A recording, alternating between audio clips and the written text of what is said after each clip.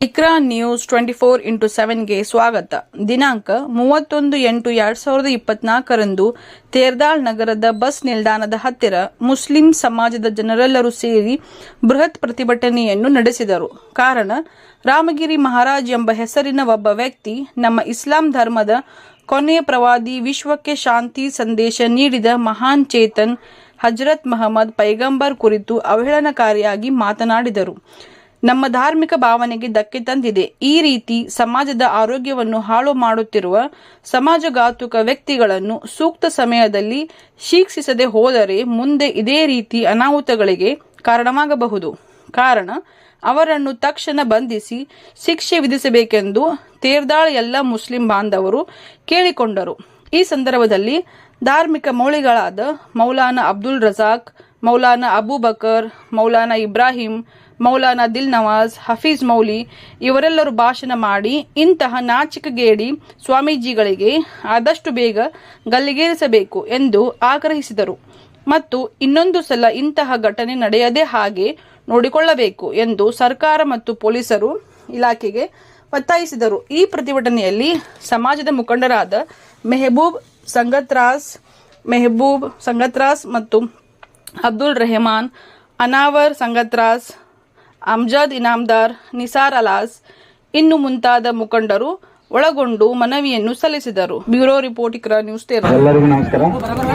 ಇವತ್ತು ನಮ್ಮ ತೇರ್ದಾಳ್ ಮುಸ್ಲಿಂ ಸಮಾಜದ ವತಿಯಿಂದ ರಾಮಗಿರಿ ಪ್ರವಾದಿ ಮೊಹಮ್ಮದರ ವಿರುದ್ಧ ಆಕ್ಷೇಪಾರ್ಹ ಹೇಳಿಕೆ ಮತ್ತು ಅವಹೇಳನಕರ ಭಾಷಣ ಮಾಡಿದ ಸ್ವಾಮೀಜಿಯವರ ವಿರುದ್ಧ ಕಠಿಣ ಕ್ರಮ ಕೈಗೊಳ್ಳಬೇಕಂತ ತಾವೆಲ್ಲ ಮನವಿ ಸಲ್ಲಿಸಿದ್ರಿ. ಈ ಮನವಿಯನ್ನ ಮಾನ್ಯ ಜಿಲ್ಲಾಧಿಕಾರಿಗಳ ಮುಖಾಂತರ ಇವತ್ತೇ ನಾವು ಮಾನ್ಯ ಸರ್ಕಾರದ ಗಮನಕ್ಕೆ ತರ್ತೀವಿ ಅಂತ ಈ ಮೂಲಕ ಹೇಳ್ತೇನೆ. ಎಲ್ಲರಿಗೂ ಇನ್ನೊಂದು ಶಾಂತಿಯುತ ಪ್ರತಿಭಟಿಸಿದ ತಮ್ಮೆಲ್ಲರಿಗೂ ಮತ್ತೊಮ್ಮೆ ವಂದಿಸುತ್ತೇನೆ. हम लोगों ने पीसफुल प्रोटेस्ट किया और अल्हम्दुलिल्लाह प्रशासन ने हमारा साथ दिया, हमारी हिफाजत की, हमारे साथ खड़े रहे, उनका शुक्रिया अदा करते हैं। आज हम यहाँ पर जमा हुए हैं कि हमारे नबी, हम सब के आका मोहम्मद अरबी सल्लल्लाहु अलैहि वसल्लम की शान में रामगिरी स्वामी ने जो गुस्ताखी की है उसके लिए हम यहाँ पर जमा हुए हैं। और हमने तहसीलदार को मेमोरेंडम भी दिया है और उन्होंने आगे कार्रवाई का यकीन दहानी हमें कराई है, तो हम उसी के लिए यहाँ जमा हुए हैं। हमारा प्रोटेस्ट पीसफुल है और इसीलिए है कि हम हुकूमत से मुतालबा करते हैं कि जो इस तरह की गुस्ताखियाँ होती हैं उन पर लगाम लगाया जाए, उसके खिलाफ कोई कानून बनाया जाए, कोई सख्त इक़दाम उठाया जाए ताकि इस तरह की आगे मुस्तक़बिल में कोई इस तरह की गुस्ताखी ना हो। और हर एक मज़हब का अपना एक पर्सनल लॉ है, उस मज़हब के ताल्लुक़ से उसका पर्सनल लॉ उसके बारे में खूब जानता है और वो उसकी पूरी राहगीरी भी करता है। तो इसलिए अब जो मजहबी जो धार्मिक मसले हैं उनको उनके पर्सनल लॉ हैं उन पर छोड़ दिया जाए, उसके बारे में कोई किसी तरह की उसमें कोई तरमीम न की जाए। जिस तरह से पहले हमारे दीन और हमारे मजहब को लेकर के तरमीमें की जा रही हैं, ट्रिपल तलाक का मसला है, मस्जिदों का मसला है, वो सारे इस तरह के मसाइल हैं, अभी वक्फ बोर्ड का मसला जो चल रहा है, तो इन तमाम चीज़ों में आप कोई तरमीम न करें। हम यही हुकूमत से मुतालबा करना चाहते हैं कि इनको आप हमारे ऊपर छोड़ दें। ये हमारा ज़ाती घरेलू मसला है और हम इसको अपने घर में ही इसका हल हम निकाल लेंगे, तलाश कर लेंगे। बस ये जो गुस्ताखी हुई है, तो इस तरह की गुस्ताखाना अल्फाज ये आज कोई पहली बार नहीं है, ये बड़ी मुद्दतों से चलता आ रहा है और ये लोग अपने आप को मशहूर करने के लिए, अपने आप को फ्रंट पर लाने के लिए इस तरह की गुस्ताखियाँ करते हैं।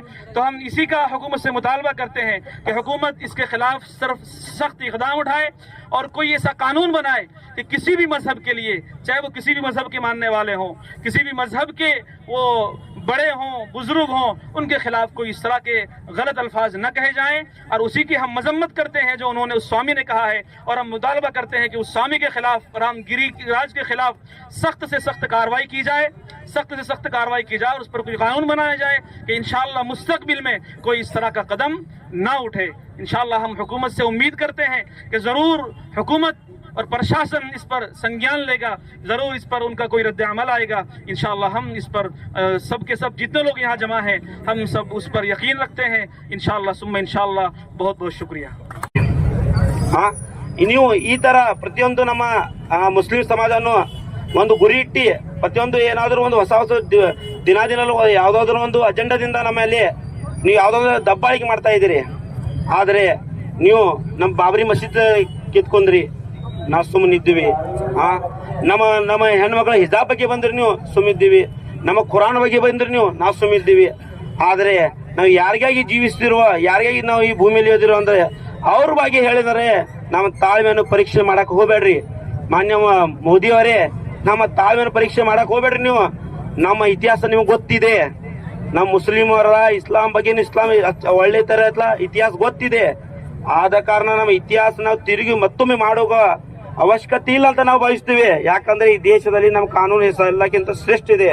ಆದ ಕಾರಣ ಕಾನೂನಿಗೆ ಗೌರವ ಕೊಟ್ಟು ನಿಮ್ಮ ಕಾನೂನಿನ ಮೂಲಕ ನಿಮ್ಮಲ್ಲಿ ನಾವು ಈ ಮನವಿ ಮೂಲಕ ನಿಮ್ಮಲ್ಲಿ ಬೇಡಿಕೊಂಡಿದ್ದೇವೆ.